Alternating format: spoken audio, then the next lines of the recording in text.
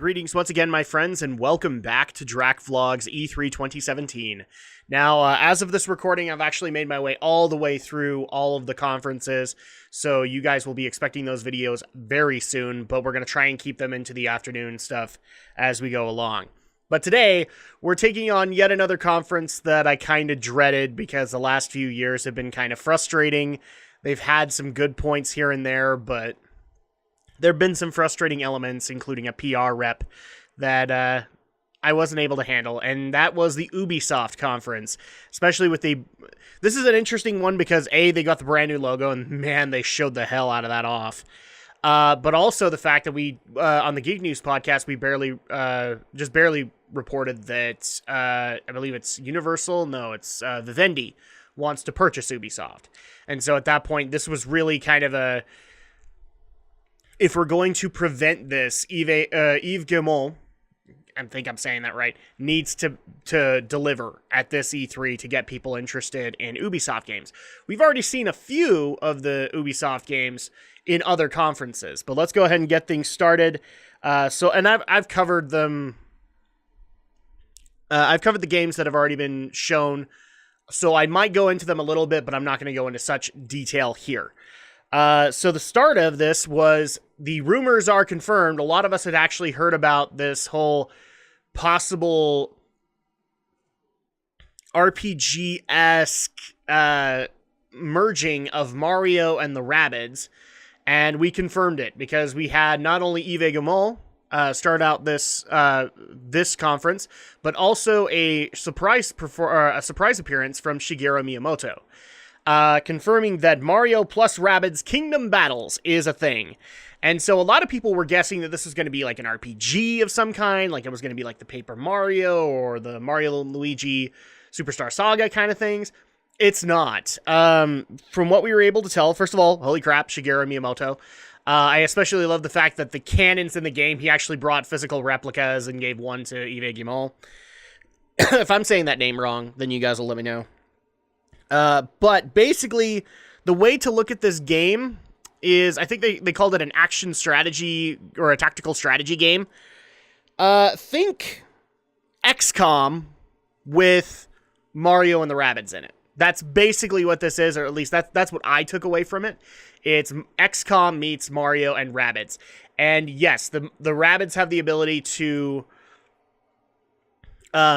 take on costumes of the Mario characters. A lot of people were wondering how that was going to play into it, because, you know, if you have the original character, why would you go with the Rabbid character? And in some cases, they actually did say that stats may vary or abilities may vary. So you'll want to be able to integrate not only your Rabbids characters, but also your Mario characters. And they even showcased that with having Mario team up with Rabbid Princess Peach and Rabbid Luigi. To showcase their abilities. And also, there were like board-specific things for the Rabbids. So you're going to need to utilize the Rabbids as much as you can.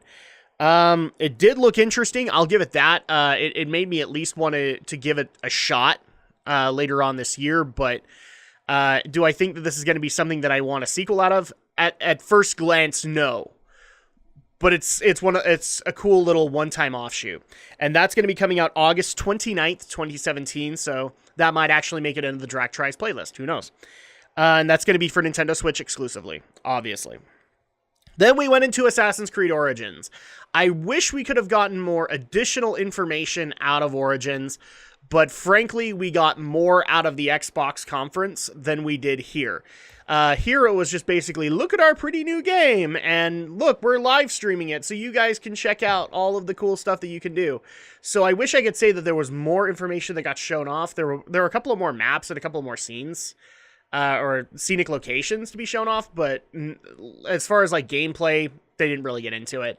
So, but Assassin's Creed Origins was there. And again, also just showcasing the release date, which, I need to go back up to the Xbox conference to get it, because that's where I have it. October 27th, 2017. So there you go. For Assassin's Creed fans, I hope you're excited. I am not necessarily just yet. The next one was the announcement of The Crew 2. So the crew apparently, I actually thought the crew bombed. At least what I read, the crew was horrible. But they were saying, oh no, it's done amazingly well. And so now we're going to get the crew 2, which I put this in my notes, but like, look, mommy, we have a whole bunch of new ways to race. So the crew was focused on cars. This one takes it past that. You can race on boats. You can race, like I think they kept it just to race car or usual cars like Porsches and stuff like that on street racing. But now you can do like all terrain. You can race on motorcycles. You can race in planes. You can race in boats. I'm pretty sure that like snow skis, jet skis will probably also be implemented there. So they're basically expanding the scope of what the crew can do. And I did actually put this in my notes. Silliness aside, it looks okay. Occasionally I go for the car porn. I don't like the fact that it's expanding, but it still looks good. I can't deny that. It's, you know, racing gamers are going to enjoy this. If they enjoyed the Crew 1, maybe they'll enjoy this even more.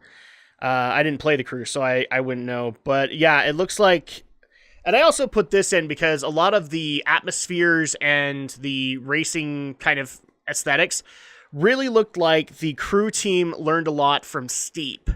And so that might have actually benefited them because some of the scenery was gorgeous, just like in Steep. Now, granted, Steep was 80% like snow, and this was going into like deserts and stuff like that. But I really do think that the Crew team, I think, took some time and learned from Steep. And that was probably beneficial for them. So we unfortunately do not have a release date for the Crew 2 just yet. If there is one, then you guys can let me know. But I didn't see it at the conference. Then came out the South Park Fractured Butthole. We knew that this was going to happen. We got the official trailer for the game, and it's going to be releasing October 17th, 2017. So, South Park fans, rejoice! You guys get your superhero mock-up of the Stick of Truth very soon. Then we also went into VR. So, every company, or every conference so far has had a VR portion. And this was no different. They actually introduced a unique VR game called Transference.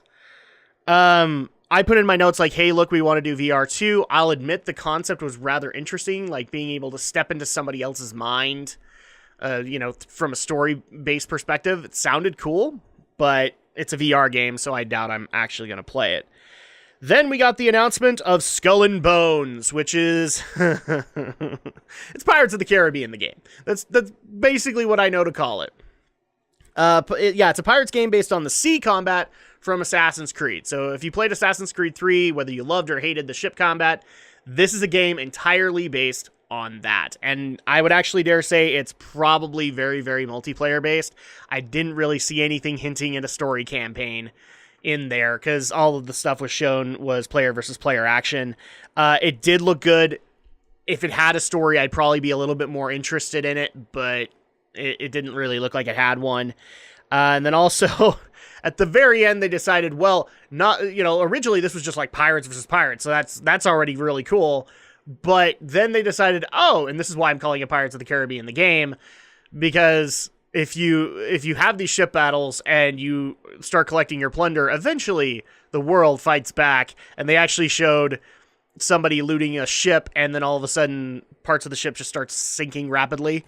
And yeah, the Kraken gets released. So yeah, I have no other way to put it other than it's Pirates of the Caribbean, the game. Because if they're going to put in elements like that, then I can't help but make the joke. And that will be releasing fall 2018. So you guys can look forward to that next year. Then we had to endure Just Dance 2018. By the way, I have not mentioned this, but one thing that I kind of will applaud the conference for, I know people will hate me for doing so, but there was no Aisha Tyler this time around. I don't know if it's just because she was only contracted for a certain amount, or she no longer works at Ubisoft, but and maybe if we covered it on Geek News, I don't know. I'm not remembering it off the top of my head, but it was kind of refreshing to not have her out there. And actually, I will say this of all the conferences, aside from EA and, well, not Microsoft had this too, but aside from EA, a lot of these did not have PR reps a lot of the time, like introducing every single trailer. You were bouncing from trailer to trailer to trailer, and that actually has a really good momentum to it.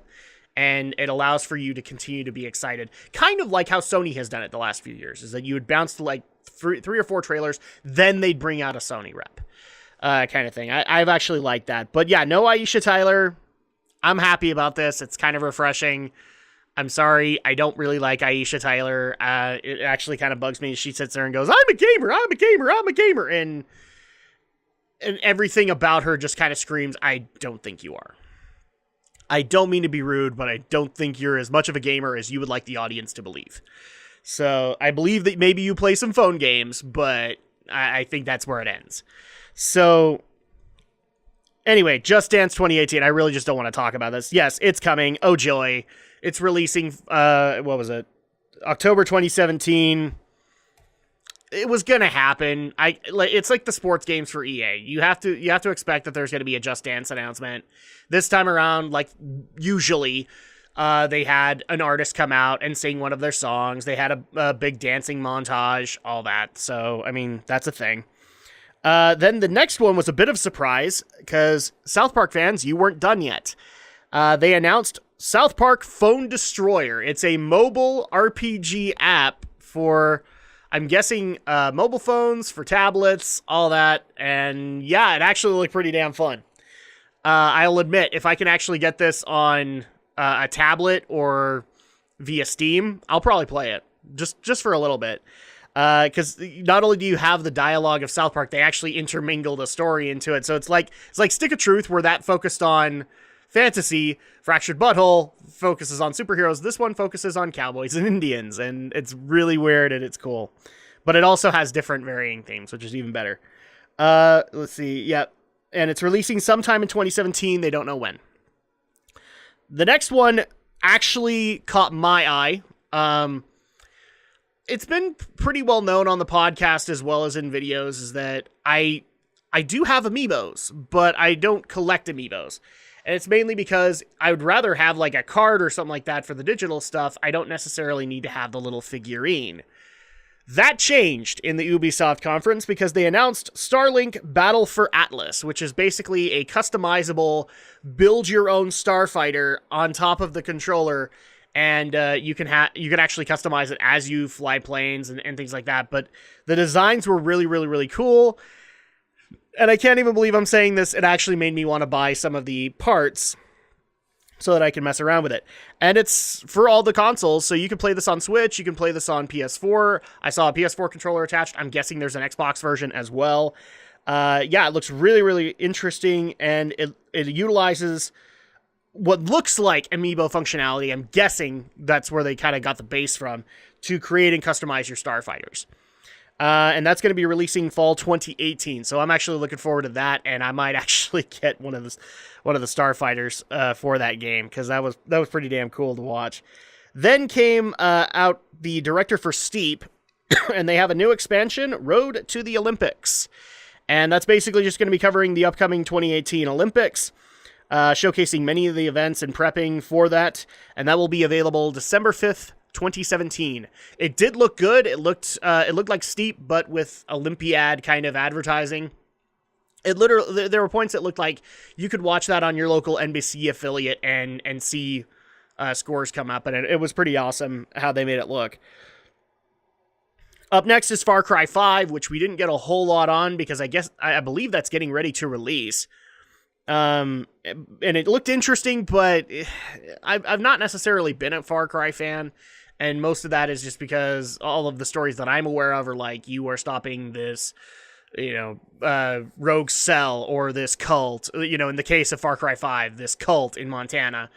And yeah, it's not very interesting to me, but I did like the teamwork aspect of it. And, it did at least look good while being kind of uninteresting to me. And then finally, the biggest announcement of Ubisoft's night, I now have a couple of friends that are very excited for this. The announcement of Beyond Good and Evil 2. I will admit, after I saw that trailer, I've never played Beyond Good and Evil. I'm going to play it. That looked cool enough that, and I don't know, part of that also was affected when the creators of Beyond Good and Evil came out, and the guy was in tears. being able to finally announce this, because apparently this game, along with Mario and Rabbids, this game has been 3 years in development. And so at that point, they finally got to announce it and be able to showcase it to the world. And this guy actually came out in tears, being able to say, yeah, I can finally bring out this game. And I believe it's if people want to correct me on that, I believe it's the original guy who did make Beyond Good and Evil. So the trailer that we got was amazing. It was astounding. It was everything that I wanted from a brand new IP kind of game. Hence why I'm looking into getting Beyond Good and Evil so that I can try it out. I mean, there's not really a whole lot I can add to that, but it was really cool to have this guy come out in tears, and then Yves Guillemot, who was in the audience, come up and just say, congratulations, you finally were able to get your game made. And yeah, it looked really, really good, and I know many, many, many people who are excited for Beyond Good and Evil 2. That pretty much, I'm not saying the conference was bad up until that point, but that made it, that brought it home. That really did, and it finally, I feel like a lot of Ubisoft fans who have been really jaded with the company for a long time, this brought them back into their favor, at least until Beyond Good and Evil 2 comes out and they can get their hands on it. But that was a great way to end the conference, and yeah, that was Ubisoft's conference. My final feeling on how well they did, I'm going to give it a B minus. I think it was a solid conference, that it did have some bad elements here and there, but it was intermingled well enough that you could kind of get over those and move on into the games that you probably did care about. So I'll favor on pessimism a little bit. I'll give it a B minus. And mainly, what saved it from being like a C was the Beyond Good and Evil 2 announcement, because I know a lot of people who have literally been waiting 15 years for that game to be made. So there you go, and that's going to go ahead and do it for my review, or for my vlog on the Ubisoft conference. Join me tomorrow as we take on the next conference. We take on Sony. We'll see you guys then.